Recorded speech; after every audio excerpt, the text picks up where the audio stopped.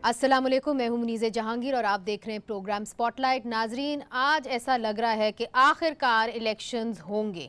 Election commission की तरफ से सदर पाकिस्तान को समरी भेज दी गई है, जिसके मुताबिक इलेक्शन के लिए 25 से 27 जुलाई की तारीख मुकर्रर की जाएगी। पाकिस्तानी तारीख के सबसे अहम इंतखाबात 60 दिनों की दूरी पर हैं, लेकिन सियासी जमातों की तरफ से कोई गहमा गहमी नजर नहीं आ रही। ऐसा क्यों है?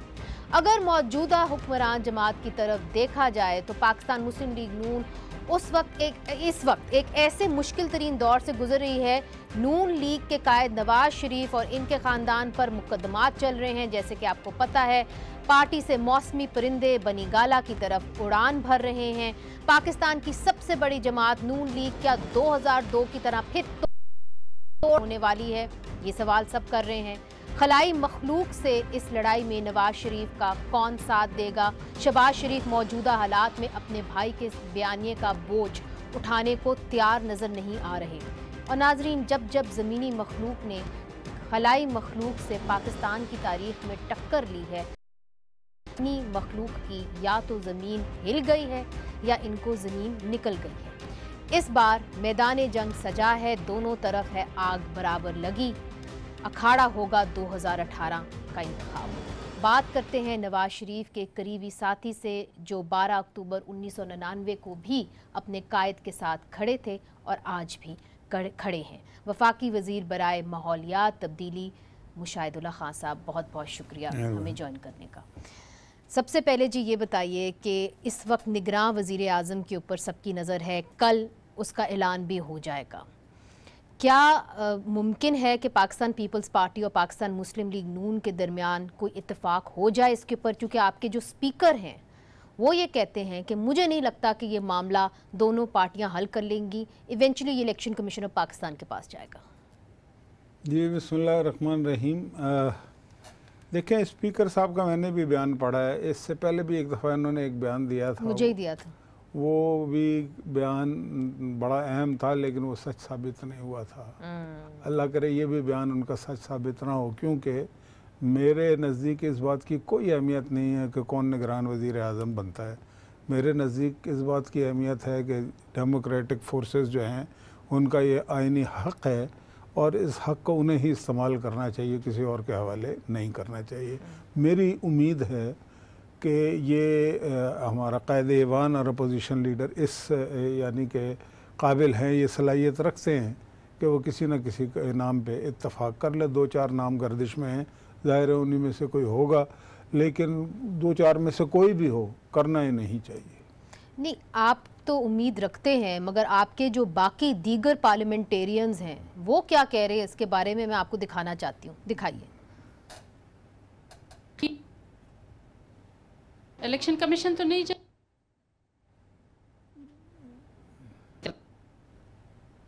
अच्छा, इलेक्शन कमीशन तो नहीं जाएगा मेरे ख्याल में। उससे मेरा ख्याल है टेक्निकल प्रॉब्लम्स हो रही है, मगर मैं अगर आपको कुछ आइडिया दे दूं कि उन्होंने क्या कहा है।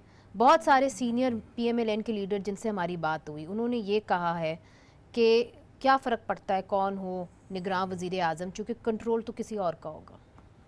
नहीं जी, कंट्रोल देखें, अवाम जो होती है ना, अवाम के ऊपर कंट्रोल करना करोड़ों लोगों के ऊपर कोई इतना आसान काम नहीं होता। अब तो एक हल्के पे कंट्रोल करना मुश्किल। कंट्रोल वज़ीर आज़म पर, निगरान वज़ीर आज़म पर नहीं, निगरान वज़ीर आज़म अगर पॉलिटिकल लोग करेंगे तो क्यों कंट्रोल होगा? ऐसे लोगों को ही करना चाहिए कि जिन आप उम्मीद कर रहे हैं कि निगरान वज़ीर आज़म के ऊपर कोई ना कोई इत्तेफाक हो जाएगा। मेरी तो ये यानी कि ख्वाहिश भी है और उम्मीद भी है। आपको क्या लगता है कि कौन होगा निगरान वज़ीर आज़म? बहुत सारे नाम गर्दिश कर रहे हैं। देखिए, 2-3 नाम ही हैं। 2 तो वो यूनाइटेड नेशन वाले खातून हैं, मलिया लोधी, वो तो मेरा ख्याल है कि उसके ऊपर कोई, मैं बात करता हूँ, नाम तो आ रहे हैं ना उनके, अब्दुल्ला हारून का आ रहा है, और भी कुछ जजेस हैं और कुछ ब्यूरोक्रेट्स हैं, इन्हीं में से ही होगा 2 जो। नहीं, अब्दुल्ला हारून साहब जो हैं वो हॉट फेवरेट नज़र आ रहे हैं। अब्दुल्ला हारून अच्छा है, मैं ये समझता हूँ कि उसकी एक हिस्ट्री है, एक अखबार से भी उनका ताल्लुक़ है और वो अखबार जो है वो भी हॉट वाटर्स में है इस वक्त। तो मेरी तो ख्वाहिश ये है कि उन्हें ही बनना चाहिए। जी, उन्हें ही बनना चाहिए। उन्हें ही बनना चाहिए। तो उन्होंने आपका जो अब्दुल्ला हारून का नाम है वो पाकिस्तान मुस्लिम लीग नून ने फॉरवर्ड किया है? मुझे मेरे इल्म में ये है ही नहीं किसने किसका नाम फॉरवर्ड किया, ना मैं इस चक्कर में पढ़ता हूँ। मैंने तो आपको फंडामेंटल अपना बताया है। अच्छा चलें, जब इसके ऊपर अभाम है पार्लियामेंटेरियंस के अंदर, अब वो जो क्लिप है वो तैयार हो गया, हम आपको दिखाते हैं। इलेक्शन कमीशन तो नहीं जाएगा मेरे ख्याल में, उससे पहले कमेटी है, अगर नहीं हुआ तो फिर कमेटी में जाएगा, कमेटी के बाद इलेक्शन कमीशन में जाता है। अगर इलेक्शन कमीशन में भी जाएगा तो मेरे ख्याल में ये एक आईनी प्रोसेस है, इस पे हमें एतराज़ नहीं करना चाहिए, कोई बुरी बात नहीं। मेरे ख्याल में तय किया हुआ बताते नहीं है, नजर ये आता है इनकी बातों से। ऐसा लगता है जो मुख्तलिफ इश्यूज़ हैं उस पर एक भी नहीं हो पा रहे और सेटलमेंट भी नहीं हो रही, और फिर जो चीखते हैं कि ऊपर से जो है ऑर्डर आ गया, तो मेरे ख्याल में इनको अपने आप को ठीक करना होगा ताकि इन पे उनको ऊपर से ऑर्डर ना आए। इन्नी मिन्नी मायना मो करके बता सकता हूँ, मेरा ख्याल है सब अच्छे लोग हैं और शुक्र है कि पाकिस्तान में अच्छे लोग मिलने शुरू हो गए हैं, वरना तो यहाँ सब ये इस मुल्क में तो सब बुरे हैं। तो ये अच्छे मुल्क बंदे के आने के बाद ना बुरा बन जाए तो आपको इंशाल्लाह अच्छा वज़ीर आज़म मिल जाएगा। तो ऊपर से ऑर्डर तो नहीं आने वाला? नहीं, ऊपर से कहाँ से आना है, खला से, खलाई मखलूक से आएगा ना। देखिए बात यह है कि निगरान वज़ीर आला जो है उसका एक लिमिटेड रोल होता है, मेन रोल जो है अब भी इलेक्शन कमीशन का ही होगा। तो मैं नहीं समझता कि कोई इस तरह से कंट्रोल करने की कोशिश करेगा, अगर करेगा तो लोग उसे तस्लीम नहीं करेंगे। देखें अब कोई चीज़ छुपती नहीं है। एक चीज़ जो एक लोग बड़े कंफ्यूज्ड हो रहे हैं कि देखिए अगर आप पिछला 2013 का इलेक्शन देखें तो आप सब ने अपना मंशूर दे दिया था मार्च में, इलेक्शन थे मई के अंदर, हम मई के अंदर बैठे हैं कह रहे हैं कि जून के अंदर इलेक्शन होंगे, मगर आप में से कई सियासी जमातों ने अपना मंशूर भी नहीं दिया और हलचल भी नज़र नहीं आ रही। इसकी क्या वजह है? देखें पहली बात तो यह है कि ये जो 5 साल गुजरे हैं ना, इतने शदीद हालात में कोई हुकूमत कभी भी नहीं चली कि अभी चंद महीने ही हुए थे तो उसको भेजने के और वज़ीर आज़म से इस्तीफे मांगने शुरू कर दिया। एक लंबी स्टोरी आपके वो तो जरदारी साहब के साथ भी यही हुआ था, मेमो गेट में इतना आप भी नहीं तो हुआ चले गए था, थे ना इतना कोर्ट नहीं, में। वो तो हम गए थे तो कई साल बाद। उनके ज़माने में भी तो धरने हुए थे, यही तारुल कादरी साहब आए थे। ये 2 महीने रह गए थे जब धरना हुआ था, मैं तो हमारे तो अभी चंद महीने शुरू हुए थे, बड़ा फ़र्क है ना। फिर वो जो मेमो गेट जो है, मेमो गेट में और इसमें ज़मीन आसमान का फ़र्क है। वो हुसैन हक्कानी जिसको आज खुद जरदारी साहब कह रहे हैं कि वो गद्दार था, उसकी गद्दारी के खिलाफ गए थे ना। ISI चीफ भी गए थे, आर्मी चीफ भी गए थे, मियाँ साहब भी चले गए थे। मियाँ साहब ने फिर बाद में कहा कि मुझे नहीं जाना चाहिए था। जाना चाहिए था नहीं, वो तो एक अलग बात है। मैं ये कह रहा हूँ इसमें और उसमें मुमासलत नहीं है। अच्छा चलिए अब आगे बढ़ें कि हाउ कम हलचल नहीं है, आप लोगों ने अपना मंशूर सामने नहीं रखा। अगर हम इलेक्शन कमीशन की बात मान जाएं 25, 26, 27 जून जुलाई में इलेक्शंस होने 2 महीने रह गए। देखिए बात यह है कि मंशूर तो खैर वो हमारा उसकी मीटिंगें शुरू हो गई, आ भी जाएगा, लेकिन हमें मंशूर पेश करने की ज़रूरत ही नहीं है। क्यों? इसलिए नहीं है कि हमने जो कुछ बुरे तरीन हालात में डिलीवर करके दिया है ना, लोगों को यकीन है हम पे कि ये जब भी आएंगे ये पहले से बेहतर करेंगे। मंशूर हमारा आ जाएगा इंशाअल्लाह ताला। मैं एक बात बता रहा हूँ कि पाकिस्तान के अवाम मोहम्मद नवाज शरीफ और उसकी पार्टी के वैसे ही नहीं, हमारा मंशूर है वोट को इज्जत दो। लोग ये समझ रहे हैं कि आपका मंशूर इसलिए तैयार नहीं हो रहा क्योंकि आपका जो बयानिया है वोट को इज्जत दो, उसके ऊपर एक तरीके से तकसीम है, राय की तकसीम है। शहबाज शरीफ साहब का कैंप है, नवाज शरीफ साहब का कैंप है। बात ये है कोई कैंप किसी का भी नहीं है, एक ही कैंप है। ये 25 साल से कैंप बनाए जा रहे हैं, वो कैंप बनते ही नहीं है। तो ये जो खबर थी कि जी पार्लियामेंट्री कमेटी के अंदर मियाँ शहबाज शरीफ साहब ने कहा कि जी हमें इस तरीके से एक तरीके से तसादुम नहीं करना चाहिए जुडिशरी के साथ, और हमें तसादुम नहीं करना चाहिए मिलिट्री के साथ, हमें इस इलेक्शन के अंदर कॉन्फ्रंटेशनल होके नहीं जाना चाहिए और ये नवाज शरीफ साहब को नहीं करना चाहिए। बात हुई थी कि नहीं? 2-3 लोगों ने ज़रूर बात की थी 121 में से, लेकिन मैं तो ये कहता हूँ कि अगर ये बात ना होती तो हमें फिक्र होनी चाहिए थी आपको भी। ये जो इजलास था पार्लियामानी पार्टी का था ना, कोई कोर अच्छा, वहाँ तो बात होगी ना। बड़ी अच्छी बात है, मुझे बड़ी खुशी है कि लोग बोलना शुरू हो गए, लोग बोलते हैं। क्या लेकिन जिन्होंने भी जो भी कुछ कहा है, बात यह है पहले भी कहते रहे हैं लोग, ऐसा नहीं है कि पहली दफा कहा, हमारी पार्टी में लोग बात करते हैं। मगर आप कह रहे हैं सिर्फ 2-3 लोग उठे। 2-3 लोग काफी होते हैं ना, कितना टाइम इजलास होता है, बहुत होते हैं, 2-3 नहीं 4 होंगे ज्यादा 121 में से। लेकिन वो ठीक है, बात तो हुई है। अच्छा, अब बात हुई है, बात होना अच्छी बात है, ये एक मुस्बत बात है, ये बड़ी सिंबॉलिकली बहुत अच्छी बात है कि लोगों ने बात की है। लेकिन भाई बात यह है कि हमारे यहाँ जिस खत्ते में हम बसते हैं वहाँ पे तो एक लीडर होता है, बल्कि दुनिया भर में। ये बात आपकी सही है, मगर अगर मसला होगा तो बात होगी ना, और लीडर जरूर एक होता है। मगर हकीकत ये है कि आज आपकी पार्टी का सदर मियां नवाज शरीफ साहब नहीं है, मियां शहबाज शरीफ साहब हैं, तो कहीं ना कहीं तो उनका भी बयानिया आपको मानना पड़ेगा ना। देखिए बात यह है, एक वक्त था, एक तवील अरसे तक वली खान अपनी पार्टी के सदर नहीं थे, अजमल खटक थे, याद है आपको? एक तवील अरसे तक क्या वो अल्ताफ सैद कभी भी नहीं थे, कुछ भी कायदी थे, सदर वदर या राब्ता कमेटी का उनका जो भी था, कन्वीनर शनवीनर, इसी तरह और भी बहुत सारी मिसालें मौजूद हैं। लेकिन प्रिवेल कौन करता था? लीडर का, जो रहबरी कर रहा है। तो फिर लिहाजा नवाज शरीफ साहब का बयानिया ही प्रिवेल करेगा 2018 के इंतखाबात में। मेरी बात तो सुने ना, बात मैं ये कह रहा हूँ कि मंशूर ना आने की, देखें मंशूर सेकेंडरी चीज़ है। बात यह है कि अगर आप जीतने के बाद हुकूमत आराम से कर ही नहीं सकते, पहले दिन से आपको अदम इस्तेकाम का शिकार किया जाए, तो इसका मतलब है वोट की इज्जत नहीं हो रही ना। तो जब तक वोट की इज्जत होगी तो हुकूमत चलेगी, आप अपने मंशूर पे अमल कर सकेंगे।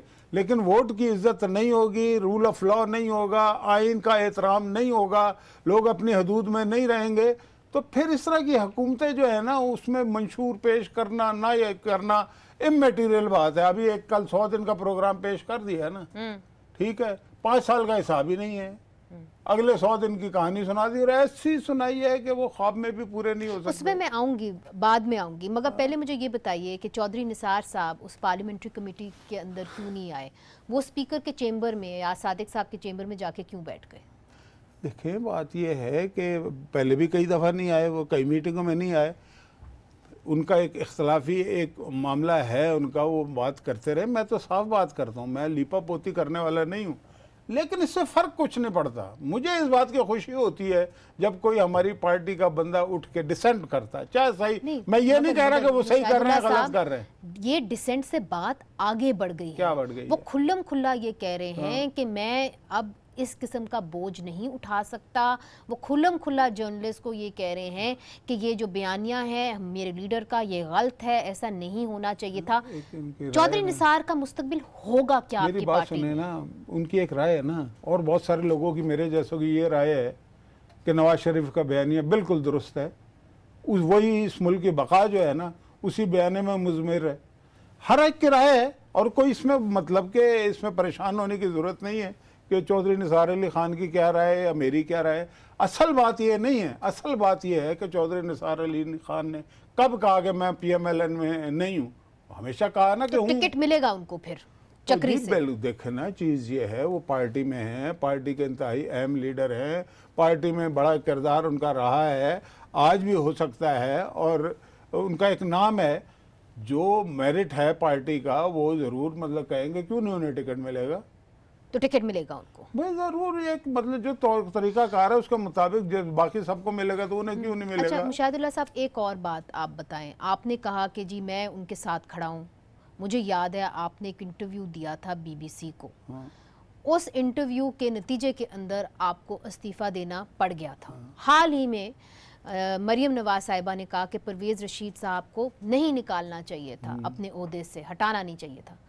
क्या आज आपके बारे में भी उनके यही तासुरात हैं कि मुशाहिदुल्लाह खान को भी अपने ओहदे से नहीं हटाना चाहिए था उस बयान के बाद? ये तो उनसे किससे पूछिएगा तो पता लग जाएगा, लेकिन मेरे ये मसाइल नहीं है। मैं अपने, मगर ये मसाइल तो होने चाहिए आपके, इसलिए क्योंकि आपका जो पार्टी का मंशूर है वो है वोट को इज्जत दो। हाँ, वोट को इज्जत दो। मैं आज भी नवाज शरीफ के साथ खड़ा हूँ, मियाँ साहब मेरे साथ खड़े हैं। उस वक्त जो मुझसे इस्तीफ़ा लिया गया था, एक तरफ मेरा इस्तीफ़ा था, दूसरी तरफ पाकिस्तान के अवाम के बहुत सारे मसाइल ऐसे थे जो हल तलब थे और हल होने जा रहे थे तेज़ी से। बाज़ औक़ात इंसान को फ़ैसले करने पड़ जाते हैं तकलीफ़ दे। वो एक कर्बनाक फ़ैसला था जो मियाँ नवाज शरीफ ने किया, जो वो नहीं करना चाहते थे, लेकिन उसके नतीजे में उन्होंने बिजली दी इस मुल्क के लोगों को। मुझे ये बताइए कि मियाँ नवाज शरीफ साहब ने आपको कहा था कि इस्तीफ़ा दें? बिल्कुल, और किसने कहा था? वरना मेरे से कौन ले सकता है इस्तीफ़ा? किस मजबूरी के तहत का? जो भी मजबूरी थी, जो आपका बयान था कि उसके अंदर साबिक ISI के चीफ ज़हीरुल इस्लाम साहब जो हैं वो एक तरीके से धरने का इस्तेमाल करते हुए हमला करवाना चाह रहे थे प्राइम मिनिस्टर हाउस पे। क्या आप उस बयान पे आज भी डटे हुए? मैंने हमले वमले की बात नहीं की, जो मैंने कहा उसमें मैं बिल्कुल डटा हूँ। मेरे से 1000 मरतबा पूछा जा चुका है। वही बात यह है, मुझसे ज़्यादा एक ब्रिगेडियर साहब जो आज भी पेंशन लेते हैं पाक आर्मी से, मुझसे ज़्यादा सख्त बात एग्जैक्टली यही उन्होंने की, तस्दीक की है मेरी बात की। तो मैंने तो, मुझे तो जो पूछा गया था कि जी ये आपको क्या इतलात मिल रही थी, वो मैंने बता दी थी। और वो इतलात मतलब कि उसमें हो सकता है कोई एक आध बात गलत भी हो, क्योंकि इतलात है ना, एक मेरे सामने नहीं हो रहा था ये। मैंने उस इंटरव्यू में भी कहा कि मैं मौजूद नहीं था, लेकिन उसमें ज़्यादातर बातें ठीक थी। मगर मियाँ साहब अब ये कहते हैं कि जो धरने के किरदार थे, मैं आहिस्ता आहिस्ता उनके नाम सामने लेके आऊँगा। तब क्यों नहीं? तब तो आपसे इस्तीफ़ा ले लिया गया, अब क्यों, अब क्या जरूरत पड़ गई उनके नाम सामने लाने की? देखें ये जो कोई भी खेल हो ना, सियासत भी, इसको अगर आप खेल कहना चाहें तो कह सकते हैं, उसकी अपनी एक टाइमिंग होती है, हर बात हर वक्त नहीं की जाती। तो और कौन थे? हैं? और कौन थे किरदार? तो एक का तो आपने नाम ले लिया भाई। बात ये है कि ये तो उन्होंने कहा ना, तो वो बताएंगे ना, मैंने तो नहीं बताना, मैंने तो जो बताना था बता दिया है। अच्छा चलें आगे बढ़ते हैं। मुशाहिदुल्लाह साहब, एक जब हम इलेक्शंस की बात करते हैं तो अभी भी बहुत सारा इबाहम है इलेक्शंस को लेके, इसलिए चूँकि आज आपने देखा होगा कि वही अखबार जिसको आप कहते हैं कि हॉट वाटर्स के अंदर डूबा हुआ है, उसी अखबार की फ्रंट पेज की खबर ये है कि आप लोगों का जो एक मुआहदा हुआ था अपोजिशन जमातों के साथ कि जी थर्ड पार्टी सेंसस होगा, थर्ड पार्टी ऑडिट होगा उन ब्लॉक्स का जहाँ पे एक कंट्रोवर्सी है सेंसस को लेके। अब हुकूमत ने ये फैसला कर लिया है कि जी हम उसी सेंसस के मुताबिक जाएंगे और कोई थर्ड पार्टी ऑडिट नहीं होगा। उसके नतीजे के अंदर जो अपोजिशन जमातें हैं वो क्या कह रही है, मैं आपको दिखाना चाहती हूँ, प्लीज़ दिखाइए।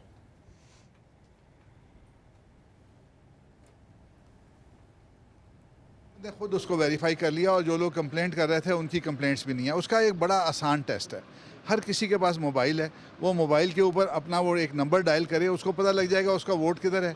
वो जो लोग कहते हैं जिनके वोट नहीं बने, वो बंदे नहीं हमें मिल रहे, सबके वोट बन गए हैं। मेरा ताल्लुक़ जो है मलाकंड डिवीज़न से है और फाटा की पूरी जो बेल्ट है वो हमारे साथ लगी हुई है। और फाटा की इस वक्त जो 1 करोड़ आबादी जो सेंसस में दिखाई गई है वो बिल्कुल गलत है। बहुत सारे ऐसे लोग हैं जो वहाँ मौजूद नहीं थे, बहुत सारे माइग्रेट कर गए थे, वापस चले गए हैं। मुसलसल जो है रिहेबिलिटेशन का काम हो रहा है मुख्तलिफ इंटरनेशनल ऑर्गेनाइजेशन के थ्रू और गवर्नमेंट ऑफ पाकिस्तान के थ्रू, जिनको शुमार नहीं किया गया। मैं समझती हूँ फाटा के साथ पहले जो जुल्म था वो दोबारा जुल्म किया गया है। देखिए, मरदमशुमारी का जो हतमी नताइज की बात है वो बड़े वाज़ेह है। अब तो हम मरदमशुमारी की तरफ तकरीबन कंप्लीट कर चुके हैं। उसके ऊपर जो इलेक्शन कमीशन ऑफ पाकिस्तान ने जो काम करना था बकौल उनके, वो ये कह रहे हैं। आज भी यहाँ हमारी पार्लिमानी कमेटी की मीटिंग थी, उसमें एक पूरी ब्रीफिंग दी गई जिसमें ये कहा गया और ज़ाहिरी तौर पर जो नज़र आ रहा है कि इलेक्शन कमीशन आज उस जगह खड़ा है कि उनकी तरफ से कोई डिले नहीं है। अगर आने वाले इलेक्शन में देखा जाए तो किसी चीज़ को बहाना बनाया जाए या किसी और मकसद के लिए अगर डिले की जाए तो उससे कोई हम कुछ नहीं कह सकते। अदरवाइज़ ये है कि आज जहां हम खड़े हैं इलेक्शन लेट होने का कोई जवाज़ नहीं। देखिए, हमने सिर्फ डिमांड ही नहीं किया था, हुकूमत वक्त का हमसे ये वादा भी था और ये बात प्राइम मिनिस्टर साहब ने खुद, मौजूदा प्राइम मिनिस्टर जो हैं उन्होंने, गवर्नर साहब ने हमसे कमिट की। लेकिन आज अगर वो नहीं करने जा रहे हैं तो माजरत के साथ फिर मैं ये कहूँगा कि हमारा इससे ज़्यादा और क्या हम ज़ोर कर सकते हैं उनके साथ। हम तो एक बात आवाम के सामने ला सकते हैं। नाजरीन, मैं आपको याद दिलाती जाऊं कि ये MQM का ख़ास तौर पे मुतालबा था कि जो सेंसस हुआ है वो सही नहीं हुआ है, बल्कि सारी पार्टीज़ ने कहा था कि जो सेंसस हुआ है वो सही नहीं हुआ है। और एक अग्रीमेंट तय पाई थी कि उसके अंदर 5% जो ब्लॉक्स हैं उसका थर्ड पार्टी ऑडिट होगा हर सूबे के अंदर, और उसी के ऊपर जब रजामंदी होगी तो हल्का बंदियाँ भी उसके ऊपर होंगी। और ये कहा गया था, इसके ऊपर अग्रीमेंट हुई थी। और अब कुछ जमातें ऐसे भी कह रही हैं कि अगर ये ना हुआ तो फिर इस सेंसस को सुप्रीम कोर्ट के ज़रिए चैलेंज किया जा सकता है। अगर ये चैलेंज हो जाता है तो नाजरीन, अगले जो इलेक्शन है इंतखाबात 2018 वो फिर मुलतवी हो सकते हैं और वो फिर डिले का शिकार हो सकते हैं। इस पर हम मुशाहिदुल्लाह साहब से बात करेंगे एक वक्फे के बाद। अभी तक ये नहीं हमें मालूम पड़ रहा कि इलेक्शंस जो होंगे वो पुराने सेंसस पे होंगे कि नए सेंसस पे होंगे, इसके ऊपर एक अभाम है। और अगर सेंसस के रिज़ल्ट चैलेंज हो जाते हैं सुप्रीम कोर्ट के अंदर तो फिर मसला होगा।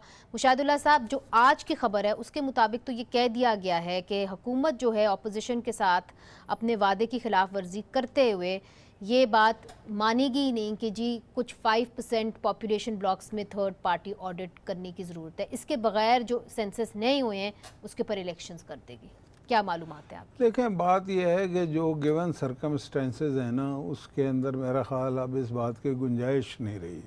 किस बात की? कि जी आप अदालत में जाके ऑडिट की बात करें या डिलिमिटेशन पे भी बहुत सारे एतराज़ात। थर्ड पार्टी ऑडिट आप कराने की सोच रहे हैं हुकूमत, जो जिस तरह आपने वादा किया था कि आप नहीं करवा रहे थर्ड पार्टी? मैं नहीं समझता, अब टाइम नहीं है ना उसकी ऑडिट कैसे कराएंगे आप? वक्त होता है ना हर चीज़ का, तो वक्त अब ख़त्म हो गया है। कहाँ है मुझे बताएं। मतलब कि जब आज डेट्स की भी बात हो गई है, उसकी हर चीज़ हो गई है, डिलिमिटेशन पे बहुत ज़्यादा बातें, देखें हमने बातें बहुत की हैं, मतलब उस पर कितने एतराज़ात आए हैं, उस पर कितनी पिटिशन्स गई हैं, वो 100 कुछ ख़त्म, और वो उन्होंने निपटा दी, तो ये भी निमट जाएगा। लेकिन अब इस बात को बुनियाद बना के अगर इलेक्शन रुकवाया गया ना तो ये बदकिस्मती हो जाएगी। नहीं, मगर आपको लगता है कि कहीं से इलेक्शन रुकवाया जा सकता है? इसलिए चूंकि कुछ सियासी जमातें पहले कह चुकी थी, जिस तरह MQM ने कहा था कि जी हम सेंसस को चैलेंज करेंगे अगर हमारे, लेकिन वो कह रही ना, अब तो नहीं कह रहे ना वो। अच्छा, कह रहे हैं तो आपको नहीं लगता कि वो चैलेंज करेंगे? मैं नहीं समझता कि अब वो देखें ना, चैलेंज करने का मतलब ये है कि आप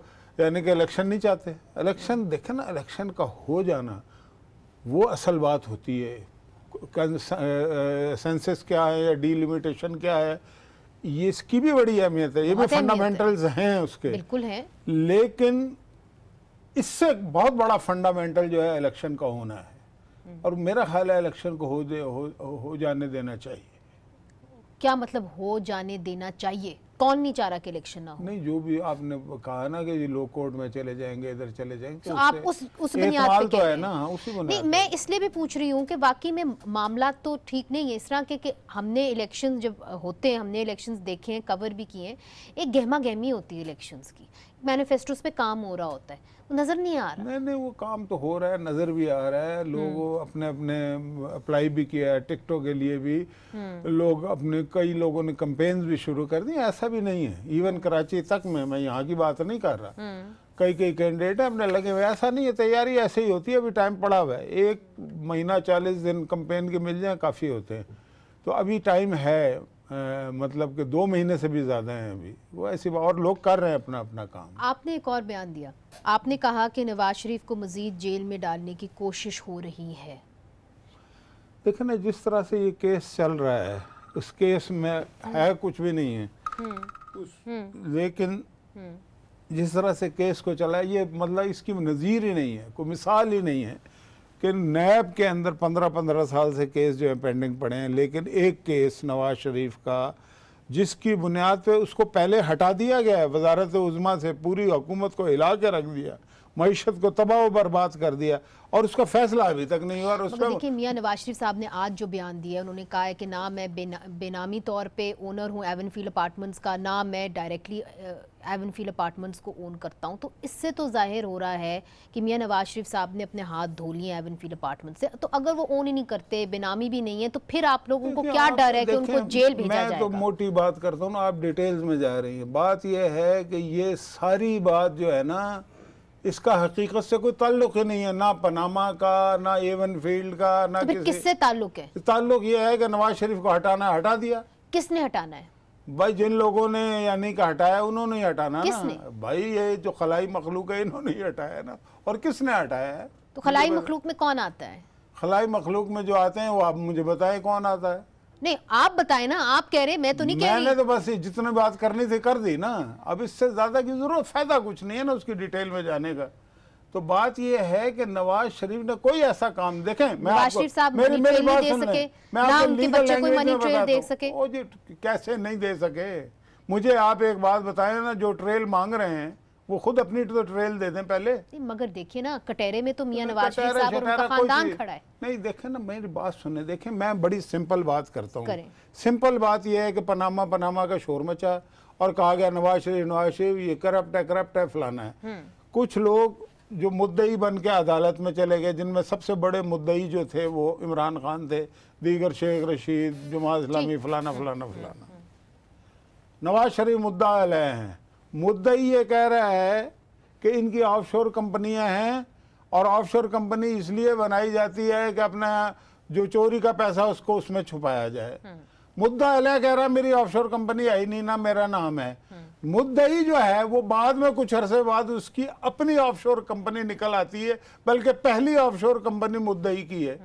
ये अजीबो गरीब केस है कि मुद्दई मुद्दा अलग को कह रहा है कि भाई तुम्हारी कंपनी है और मुद्दई की अपनी निकलती है, सजा उसको मिल रही है। कोर्ट ने तो कह दिया था ना कि इमरान खान साहब तो सादिक और अमीन है। अमीन है ना, मैं यही तो कह रहा हूँ कि सजा जो सजा है जो वो तो नवाज शरीफ साहब के खिलाफ आई तो है। सजा क्यों मिल रही है नवाज शरीफ को? क्यों मिल रही है? मैं यही तो कह रहा हूँ कि सजा उसको मिल रही है जिसकी कंपनी नहीं है, जिसकी, और जो मुद्दई है जिसके कहने पर सजा दी जा रही है उसकी है।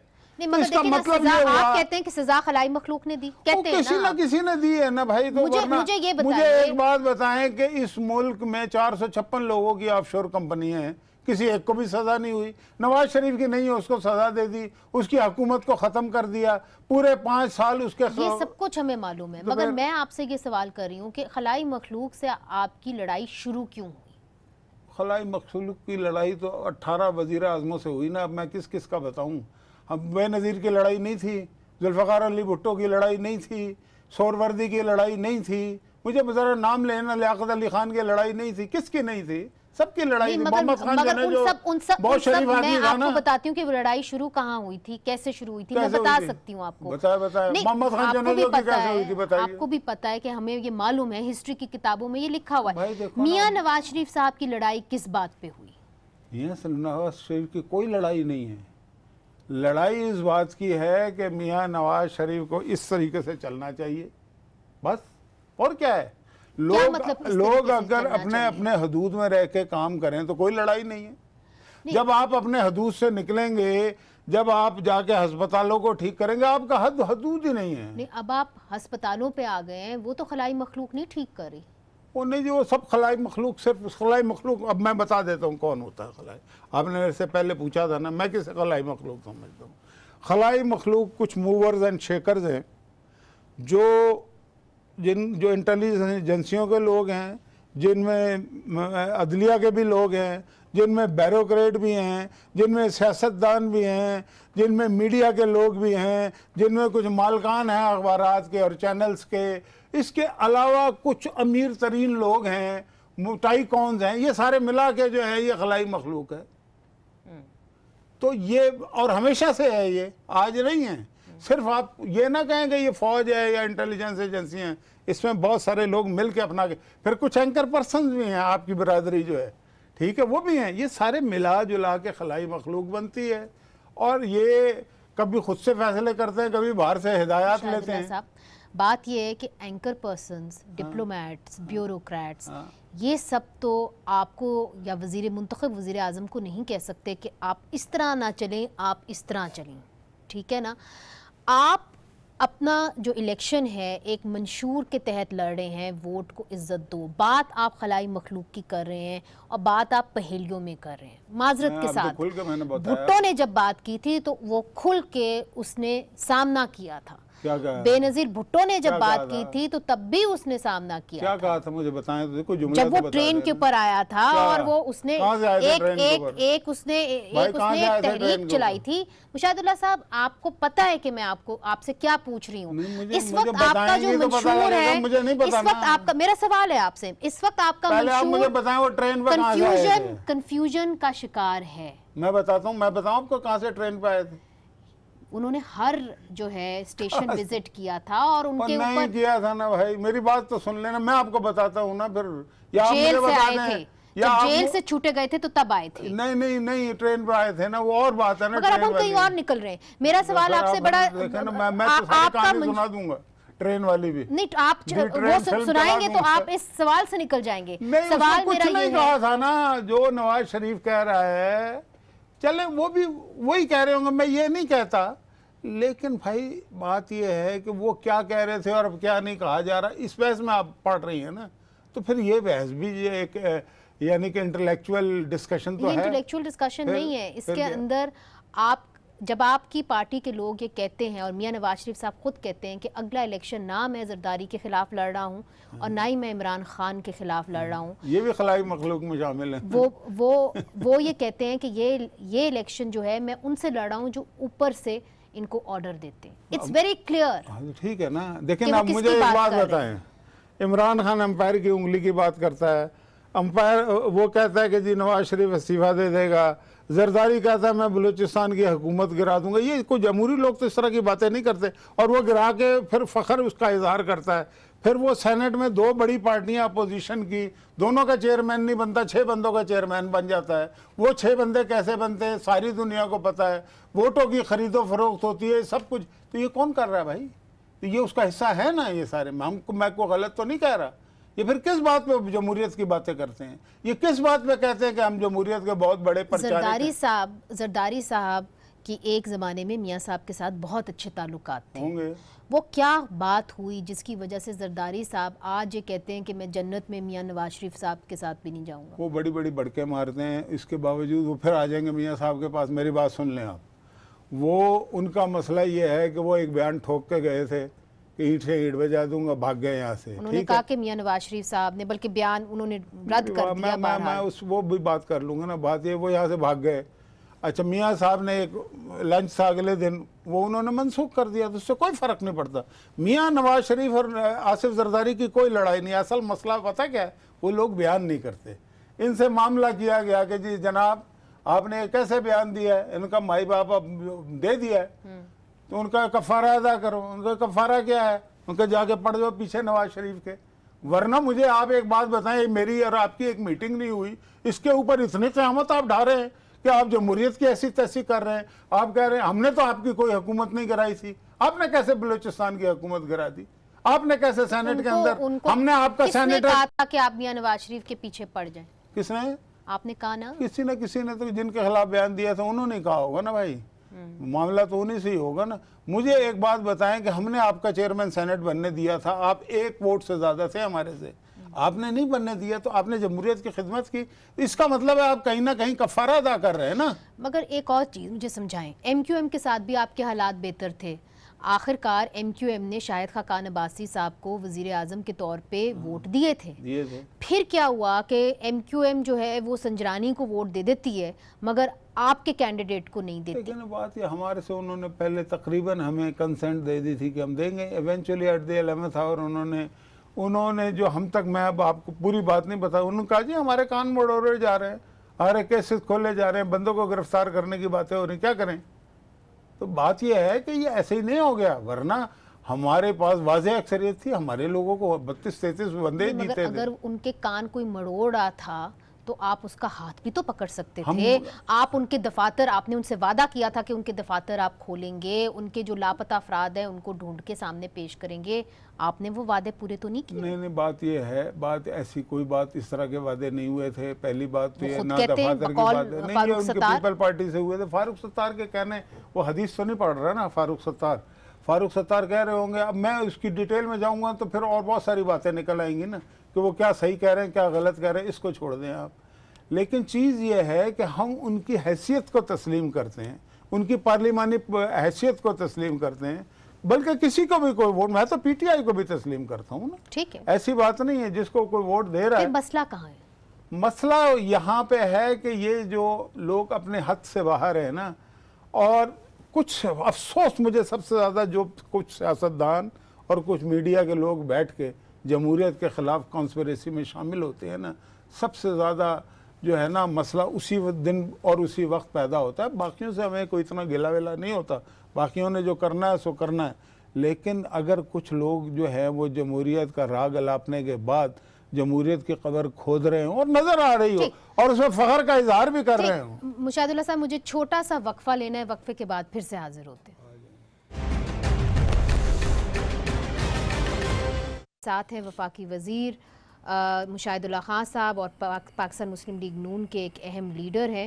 मुशाहिदुल्लाह साहब, ये बताइए कि एक तरफ से जरदारी साहब बड़े कॉन्फिडेंटली कहते हैं कि अगले इलेक्शन के बाद हमारी हुकूमत चारों सूबों में बनेगी, और लियाकत बलोच साहब उसके बिल्कुल बरक्स कहते हैं।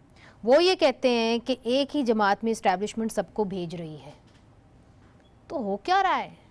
देखें, जरदारी साहब जब ये बात करते थे तो उस वक्त हमने इस पर ज़रूर गौर किया कि ये वैसे ही नहीं कहे, इन्हें किसी ने यकीन दिलाया, वरना जरदारी साहब की सियासी हैसियत तो ये है ना कि उनके उम्मीदवार उनकी तस्वीर अपने बैनर पोस्टर पे लगाने को तैयार नहीं है।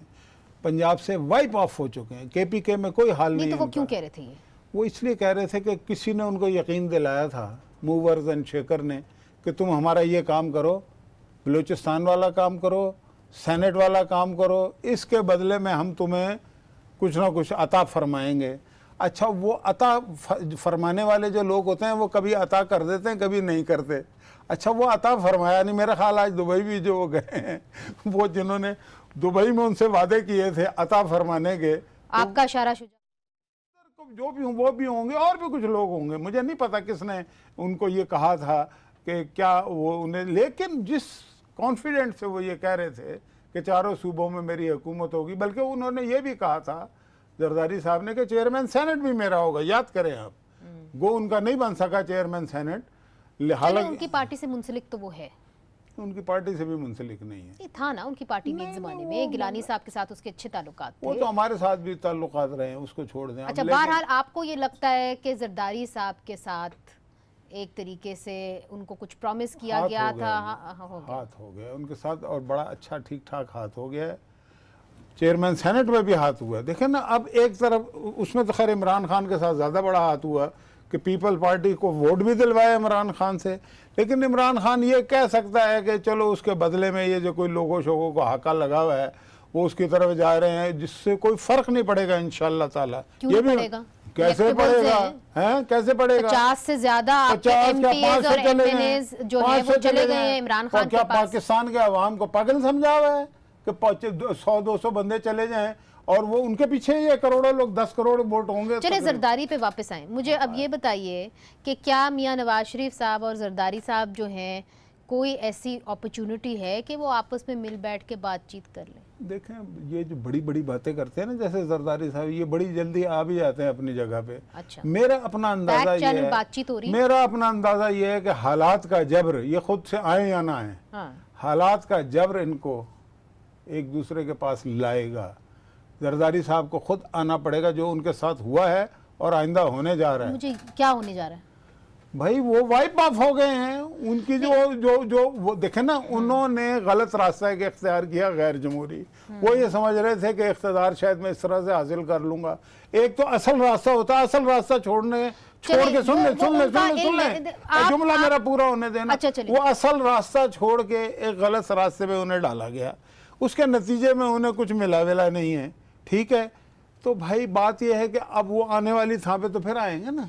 देखिए, जावेद हाशमी साहब ने भी एक बात कही थी, आपको याद होगा, और वो बात कह के उन्होंने PTI छोड़ दी थी, और उन्होंने कहा था कि आने वाले दिनों के अंदर मेरी मालूमात के मुताबिक मार्शल लॉ लगेगा, एक किस्म का जुडिशल मार्शल लॉ की बिल्कुल उन्होंने बात की। क्या हम अब जुडिशल मार्शल लॉ के दौर में रह रहे हैं? देखिए, इसको आप ताबीर कर सकते हैं एक हद तक कि जिस तरीके से हुकूमत को क्रिपल किया गया है फॉर नथिंग। देखें, ये वो हुकूमत है जिसने तमाम तर ऑड्स के बावजूद नवाज शरीफ की क़यादत में ऐसे कारहाय नुमायां सर अंजाम दिए हैं कि इनका। क्यों कहते हैं बार बार, जब आप लोग ये कहते हैं कि जी हम जुडिशल मार्शल लॉ लग चुका है, मियां नवाज शरीफ साहब क्यों कहते हैं? इसलिए कहते हैं कि सबसे ज़्यादा काम पंजाब में हुआ, पंजाब में काम को रोक दिया गया है। सबसे ज़्यादा काम जो है फेडरल लेवल पे हुआ, उस काम को रोक दिया गया। आप देखें कि टारगेट कौन कौन हुआ, सिर्फ नवाज शरीफ नहीं हुआ, वज़ीर आज़म टारगेट, वज़ीर ख़जाना टारगेट, वज़ीर ख़ारजा टारगेट, वज़ीर दाखिला टारगेट, प्राइवेटाइजेशन मिनिस्टर का टारगेट। इसकी जद में क्या जरदारी साहब आएंगे? हैं? इसकी जद में क्या जरदारी साहब आएंगे? देखें, मतलब कि बचता तो कोई भी नहीं ना। ये जो इस तरह के काम करने वाले होते हैं उनका सगा कोई नहीं होता, ये बात कोई भी नहीं समझता। ठीक है, तो ये तो अभी आपको 2-2.5 महीने बाद पता लगेगा ना कि इमरान खान के साथ क्या होना है, या बाकी हमने तो भुगत लिया जो मगर भुगतना देखिए, अगर मियां नवाज शरीफ साहब को सजा होती है, ठीक है ना, तो फिर आपकी जो पार्टी है वो किस तरह आगे बढ़ेगी? क्या आप लोगों ने आपकी पार्टी को आफ्टर ऑल इलेक्शन कैंपेन्स में लीड कौन करेगा? कौन लीड वही करेगा? शहबाज शरीफ साहब जो शायद ये कहते हैं कि मियां नवाज शरीफ साहब का ये बयान या कॉन्फ्रंटेशन का ठीक नहीं है, मुनासिब नहीं है। जेल छोड़ पाताल में भी डाल देना तो उसके अंदर इतनी सलाहियत है, इतना करिश्मा है कि वो वहाँ से जो है ना लीड कर लेगा पार्टी को। अब जब मियां नवाज शरीफ साहब कौमी कमीशन की बात करते हैं, यही बात आप लोग जो पार्लियामेंट्री कमेटी है नेशनल सिक्योरिटी की, उसके अंदर क्यों नहीं करते? देखें, बातें बहुत सारी जगहों पे होती हैं, ठीक है, लेकिन बात यह है कि इस वक्त देखें, आप हकीकत की दुनिया में रहें। इस वक्त कौन सी हुकूमत है? मैंने अभी आपको इतने सारे वजीर गिना दिए हैं। नवाज शरीफ को क्या हमारी अपनी हुकूमत ने निकाला है? किसी ना किसी ने तो हटाया है ना उसको, वरना होना ये चाहिए था सारे इदारे मिलके उसके हाथ पांव मजबूत करते कि यार देखें, मैं आपको एक बात बताऊं, सिर्फ एक मिसाल दूंगा, ज्यादा नहीं, टाइम नहीं है। 1900 अरब टैक्स कलेक्शन था, आज 4100 अरब है। टाइम बिल्कुल नहीं है। हाँ। इसलिए मैं एक सवाल करना चाहती हूँ कि बहुत सारे लोग ये कहते हैं कि जो इंसान डटा रहा मियां नवाज शरीफ साहब के साथ, वो थी उनकी बेटी मरियम नवाज साहिबा। बिल्कुल। उनका क्या फ्यूचर है पार्टी के अंदर? अब तक पाकिस्तान मुस्लिम लीग नून क्लियर क्यों नहीं हुई? क्या वो MNA बनेंगी, या कि वो पार्टी की लीडर बनेंगी, या हमजा शहबाज को पार्टी की क़यादत दे दी जाएगी? क्लियर क्यों नहीं है इसके ऊपर पार्टी? ये बातें MNA बनना, वजीर बनना, ये बड़ी माइनर बातें होती हैं। नहीं, ये अहम बात है। नहीं अहम, असल चीज़ लीडर होना होता है। मरियम ने यह साबित कर दिया है कि वो एक इंतहाई जरूरतमंद लीडर के तौर पे उभरी है और पब्लिक ने उसको एक्सेप्ट कर लिया। फिर क्या पार्लियामेंट के अंदर उतरेंगी कि नहीं? दूसरी बात यह है, दूसरी बात देखें, अभी आपने अभी प्रोग्राम से पहले कहा था नोटिस भी मिल रहे हैं, मुझे भी पता है, मीडिया को बहुत सारे नोटिस मिल रहे हैं, कॉलम निगारों को बुलाया जा रहा है, उन्हें ये कहा जा रहा है बहुत सारे लोगों के कॉलम नहीं छप रहे। तो यही हालात जो है नवाज शरीफ के साथ भी है ना, उसकी बेटी और उसकी पार्टी के साथ भी है। लेकिन मगर मैं हुकूमत में नहीं हूँ, मियां नवाज शरीफ साहब हुकूमत में हैं, ये फर्क तो है ना? फर्क तो है। हाँ। मियां नवाज शरीफ हुकूमत में नहीं है, लेकिन आप दोनों में आइडेंटिकल बात पता है क्या है? कि आपकी बात को रोका जा रहा है। आप जो कहना चाहती हैं, मीडिया जो कहना चाहता है, उसको रोका जा रहा है ना, अखबारों में पाबंदियां लग रही हैं। जो मुझे रोक रहा है, मेरे उसके ऊपर कोई असर रसूख नहीं है। मियां नवाज शरीफ साहब इस पोजीशन में थे कि उनका असर रसूख उस पर हो सकता था। नहीं होता था, कहाँ से हो जाता? अगर इतना असर रसूख होता तो आज मियां साहब वजीर आजम होते।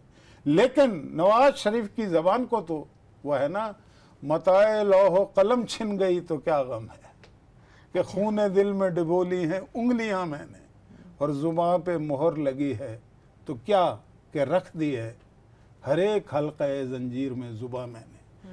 तो जब तक हल्क़े जंजीर में जुबान नहीं रखी जाएगी ना, ये मीडिया भी आज़ाद नहीं होगा। ये आपने सही कहा, काश कि आपको ये याद हो जब आप भी ज़रा पावरफुल हों और आप भी इक़्तिदार की पोजीशन में हो। मगर आखिरी सवाल मैं आपसे पूछूंगी, चूँकि इमरान खान साहब ने अपने 100 दिन का प्लान दे दिया और उसके अंदर बहुत बड़ा एस्पेक्ट जो है एनवायरनमेंट का है, और उन्होंने